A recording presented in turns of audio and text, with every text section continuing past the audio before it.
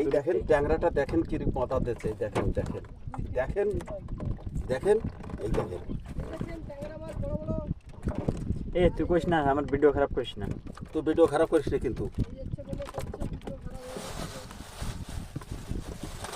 তোমার এতে গজাল বাঁধে না কোন দিক?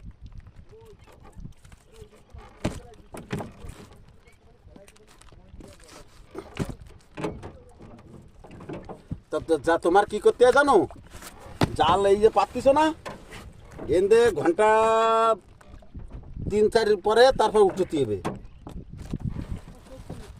চেক করে কেন নিয়ে যাতে হবে জাল।